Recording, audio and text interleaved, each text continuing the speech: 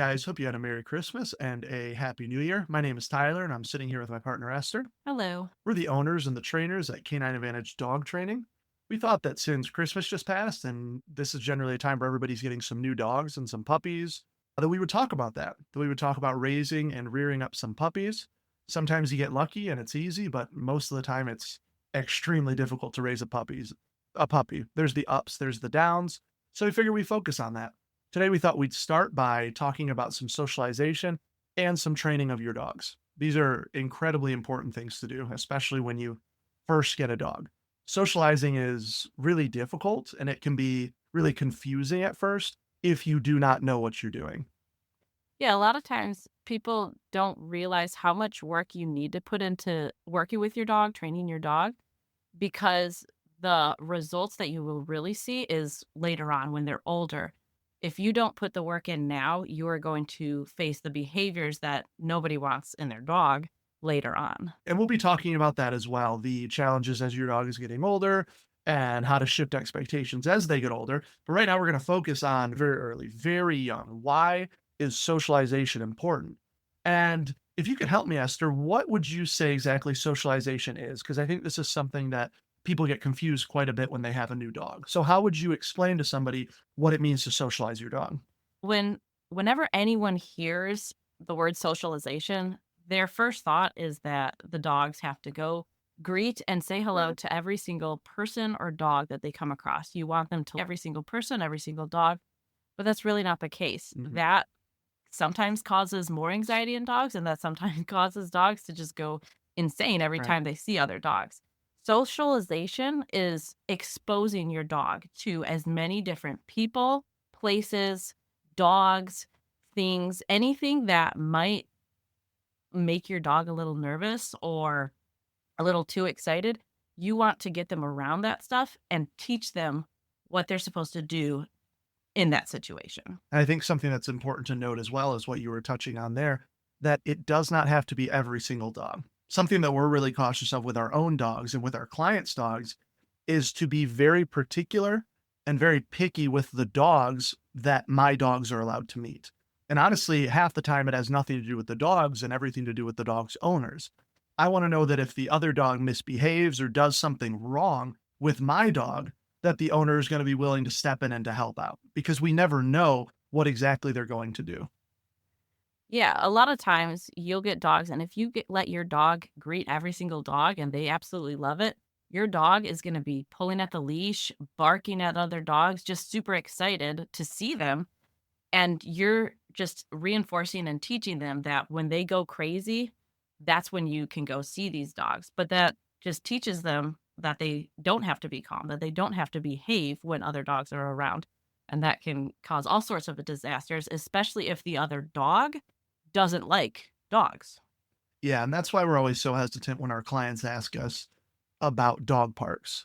We love the idea of dog parks. In a perfect world, you'd have dozens of dogs frolicking around and playing with one another. But more than often, that is not what happens. You have all different kinds of dogs with different kinds of temperaments. And we've seen one too many dogs that go in loving all dogs. And then there's some bad interaction with another one, and they come out with horrible behavioral problems. That's why we're always such a proponent of knowing the people and knowing the dogs that our dogs are going to be socializing with. Hmm. Yeah. So if socialization doesn't mean to go and say hi to every dog, what is it that we need to be doing with our dogs when we're socializing them? Yeah, so a big thing is to have expectations. It's not just go meet another dog, see another dog, and go absolutely crazy. And to be clear, we have no problem with dogs meeting other dogs. Our dogs do it too, and we love dogs. We're not jerks. But the expectation is we want our dog to have some level of responsibility or some level of, as I said, expectation of what they're going to do when they see another dog. People get confused because they call us and they say, my dog, when they see other dogs, they go absolutely crazy. And we always ask when they were puppies, were they allowed to just run up to and bark at and pull to every other dog? And generally the answer is yes. And so it makes sense if you think about it that way. When they're young, we're teaching them, hey, it's okay to go crazy at every single dog. But then when they get older and they're a little bigger and maybe their bark sounds a little meaner as opposed to cute, we start getting worried and saying, oh no, my dog is now doing all those exact same things I allowed them to do when they were puppies. but now they're older and it's a little bit scarier. And that makes sense. And most people do that. It's just a simple misconception or a little bit of confusion there. But when it comes down to it, what's really important is going to be the obedience of your. You have to have expectations and you have to have things that you have taught your dog to do. So when it comes to any in-home for us or any form of training that we're doing, whether we're coming to you or the dog comes to stay with us, there's generally the 5 things that we like to teach our dogs. So the first one's a sit, right? Nice and simple. The second one is a down. The third one is coming when called. The fourth one is walking on a leash well. And the fifth one is a place command where they go to a spot and they don't get off of it unless you allow them to. In those 5 commands, you'll notice I did not include a stay. And the reason for that is we teach what's called an implied stay. If I ask my dog to sit or to lay down or to go to a place, the expectation is that they will continue doing that thing until I've let them know with a release word that they are now done doing that thing. Yeah, and another reason Tyler didn't mention the stay as well is because we're talking about puppies. With puppies, we cannot expect all that much from them. They've got super short attention spans and just get distracted by every little thing.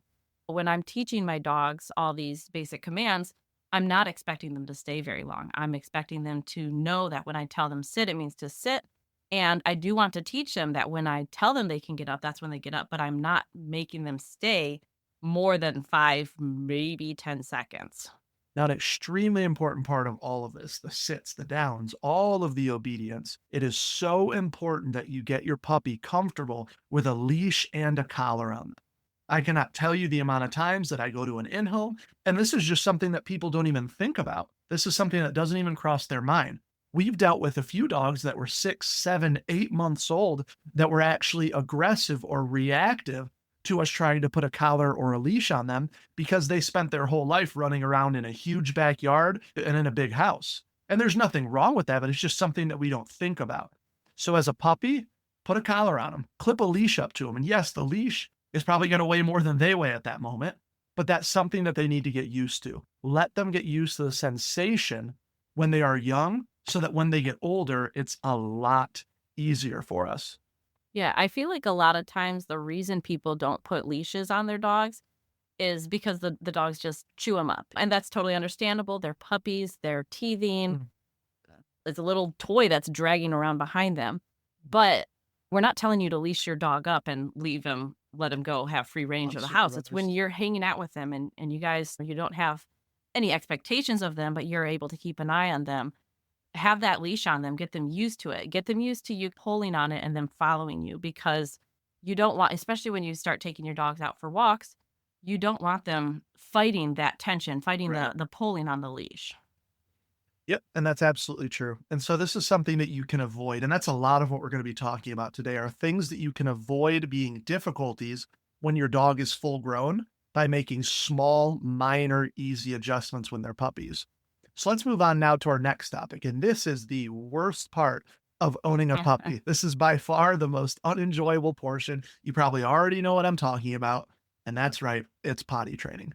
Potty training is I always say it is more of an art than a science. A lot of dog training is very much a science. You do this, and this is the outcome that will happen. Potty training is not that at all.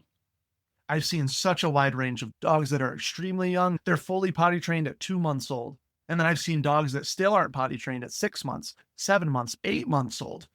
Now, for us, we generally say to people, if your dog is potty trained by about 5 or 6 months, you're doing a pretty good job. Potty training is not fun. It is not enjoyable. It's not even necessarily all that rewarding until your dog is completely potty trained. So let me encourage you with this to start with. It's not going to be easy.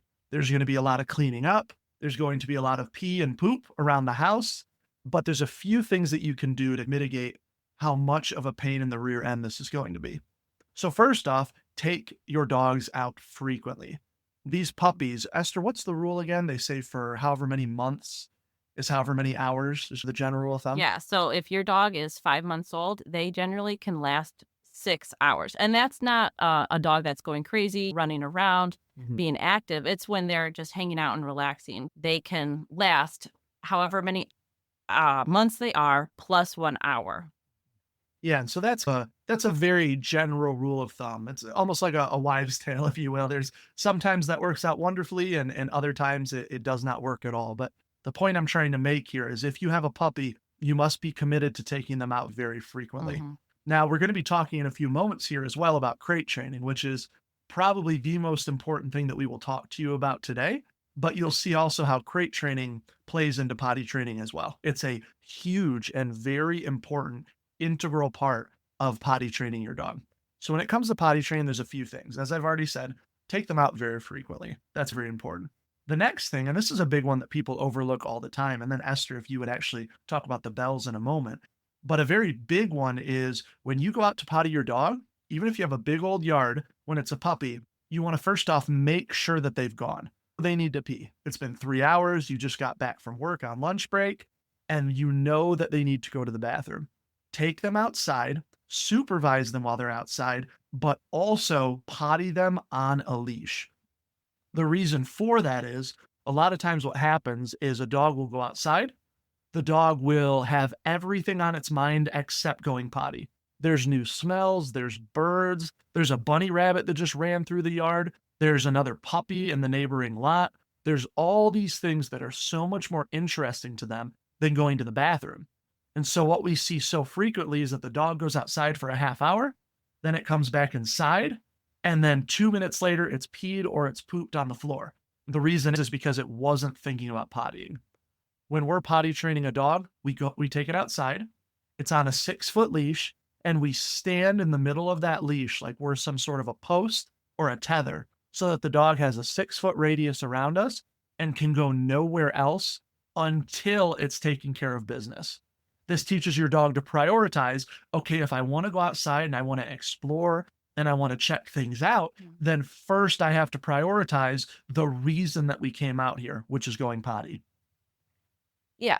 So when you're teaching your dog to be potty trained, there's that aspect of you need to make sure that they're going to the bathroom outside.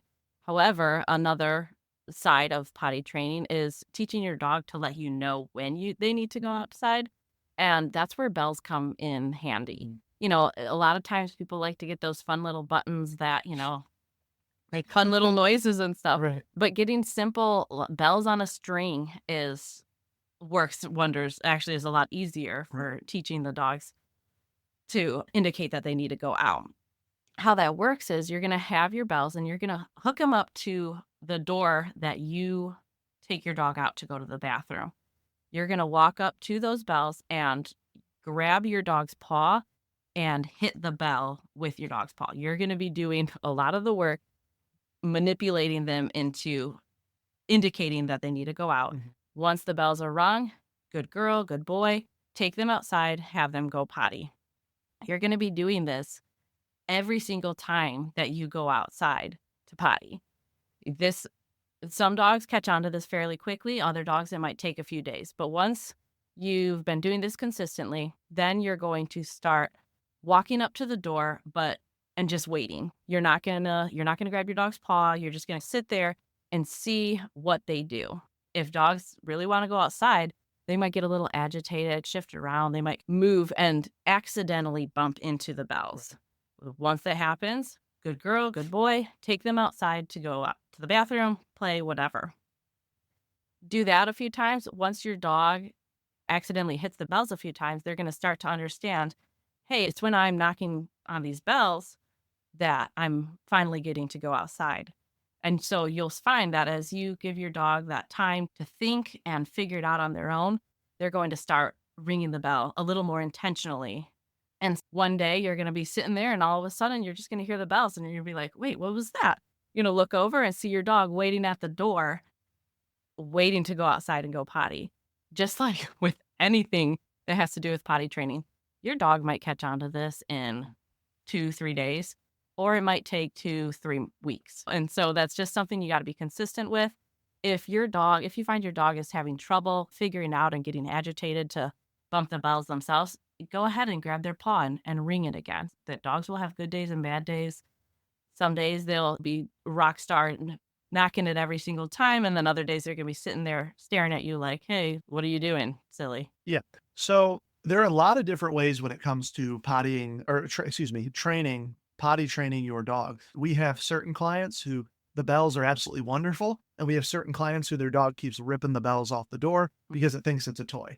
And this goes back to what we were saying earlier, that every dog is going to be a little bit different. This is more of an art and not a science. So if you find that these methods are working for you, that's wonderful. Most of our clients, these methods do work.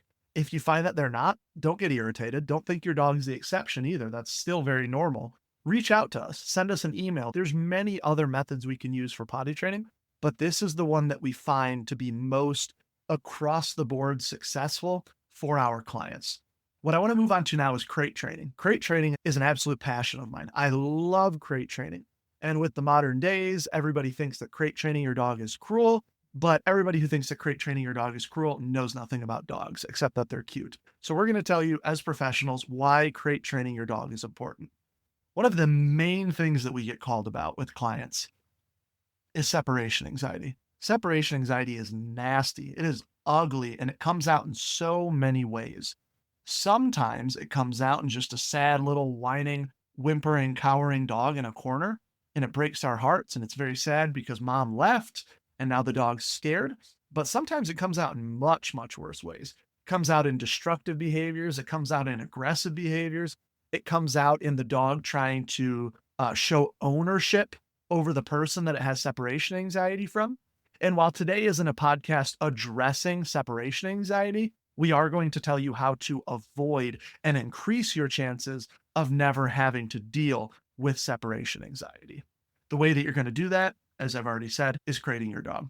Crating your dog is so important, especially for a young puppy. It teaches a dog that it is okay to be separate from the person that dog is attached to. We have so many dogs and we know so many dogs. And if you're listening to this, you probably have a dog that to some degree is your shadow. They love us and it's wonderful and it is precious and we cherish it. But we don't love when we leave and they have a mental breakdown. That breaks our hearts. So teaching the dog that they can be separate from us without death happening after is what's going to show your dog that they're totally fine by themselves. Now, there's many other ways to deal with this separation. The place command we talked about earlier is wonderful for teaching that. But right now, I just want to focus on crate training. Crate training is needed if you want to increase your chances of avoiding separation anxiety with your dog. Moving onward, it also helps with destructive chewing. We have so many people who contact us and say, hey, my dog is chewing up everything in my house when I'm gone. And our first question is, how is your dog chewing up everything in your house from inside of its crate? And obviously the reaction is, I don't crate my dog when they're gone. And you see what this is? This is just another form of separation anxiety. The people are gone, so the dog is panicking and destroying everything around it. Mhm. And a lot of times people will say that they avoid crating their dog because they just break out of it. Our response to that would be to invest Right. in a sturdier It's worth the crate. money. Would you rather spend $1,000 on a fancy crate that keeps your dog safe and helps build their confidence? Or would you rather spend $1,000+ fixing whatever they've destroyed Right. in your Right. house? Or $1,000+ on training, so that was Yeah. half of it. Yeah, exactly. So it ends up being quite a bit cheaper in the long run. It's a smart decision to invest in the right tools and equipment when it comes to training your dog. Mhm. So crate training is of the utmost importance. It's something that every single person should be doing, and it's rather easy if you start young. Feed your dog in the crate. Show your dog that the crate is a good thing. Put your dog in there and then don't leave. Put him in there, close the crate, go into the other room and watch TV for a little bit. They might whine for a bit, but we have the negative association with dogs where we put them in the crate and then the next thing they know, we're out the front door and we're gone. So of course they're going to hate the crates. Yeah, there's so many different ways we can utilize the crate that make it a really good, fun, and positive experience for dogs. But we're always so caught up in, oh, it's like a jail, when in reality, dogs sometimes need that enclosed space to find comfort even. Yeah, is your bedroom a jail? I should hope not. My bedroom isn't. I love my bedroom. It's the Mhm. same thing for a dog, right? Now, if every single time I was going to go to my bedroom, somebody kicked me in there, closed the door, and then ran away, then yeah, I might not like it as much. That's why it's important that we teach the dogs that the crate is a good thing and not a bad thing. There is food in there, there is reward in there, there's a place to relax, there's a place to nap. It can be a wonderful thing if we teach it in the right way. Hmm. We're not even telling you that crating your dog is a lifetime thing. Mhm. There will be plenty of dogs that will have to be crated when you leave, will have to be crated overnight. However, just because we want you to crate your dog very frequently now doesn't mean you have to do it the rest of their life. They're going to get older, become more responsible, and you can trust them a little more outside of the crate. You don't have to crate them forever or all the time. You just want them to get used to it now so that in those instances, in those scenarios that you have to crate your dog quickly because of some unexpected emergency that's happened, they'll be used to it. Now let's talk about your dog growing up a little bit. As we start getting into the terrible twos or the three-nagers, and we need to start figuring out how to address some issues that will present themselves. So, as we know, dogs as they get older, they start to change a little bit. The hormones start to kick in. If you have a male dog, they might start to get a little bit more dominant. If you have a female dog, she might start being a little more feisty. So, it's important for us to understand the changes and the challenges. Yeah, I can't tell you how many puppies. So basically, every single puppy we've come across, we teach them everything we want them to know as they're super young. We first get them at Right, 8 easy. weeks, and they're just a sponge and they soak up Right. everything. And then they get to be like 5, 6, 8 months old, and they're like, Teenagers. I don't know what a sit is. I don't know what a down is. You're crazy if you think I know what that is. And that's just them being Mhm. goofy, seeing what they can get away with. They're trying to come into their own and see what they can be the boss of. Yep. If you have kids, you know exactly what that's like. And so you just need to tell it or teach them or remind them, really, because they know everything. Hey, I'm still in charge. You still need to listen to me. And that's where just going through all the basic obedience and practicing everything with them over in situations that aren't as important. Do it in at home so that when you're out and about, they know that they still need to listen. Yes, and you will if you've ever had any training with us, especially with me and in-homes, you will always hear me say that consistency is key. The things that we taught our puppies when they were puppies, we need to be consistent with them and building upon them as they get older. So as we move into this teenage phase with the dogs, we must make sure that we are reinforcing the things that we have taught them when they were young puppies. We want to make sure that we're not regressing in any way with all of those behaviors that we have taught. We actually want to make sure that we're building on top of them. Mhm. Yeah, this is also where we want you to expect more from them in the sense of the stays. Before your puppies were sitting for maybe you got 30 seconds, but it wasn't very often. At this point, as your dogs are getting older, this is when you really expect them to stay in that sit, stay in that down, stay on place much longer, as long as I'm expecting them to. By the time they're a year old, we can expect them to stay on place for 30 minutes. It sounds crazy every time we tell people that we can Right, right. teach their dog a place and they'll stay there for 30 minutes. They don't believe us, but we promise if you work on it and you are consistent with it, especially and you start early, you're going to reach that a lot sooner than you think. Absolutely. And as your puppy grows, these training milestones, they might feel like small steps, but together they're building the foundation for a lifetime of good behavior and of trust. If you keep celebrating those victories, the big and the small ones, every moment that you invest now will pay off down the road. And that's a wrap for this episode, our first episode of the K9 Advantage podcast. We really hope that these tips help you tackle those puppy training challenges with confidence and purpose. If you found today's episode helpful, be sure to subscribe, leave a review, and share it with other dog lovers. And if you have questions or suggestions, we would love to hear from you. Reach out to us on Facebook or email, and we will be sure to include them in future episodes.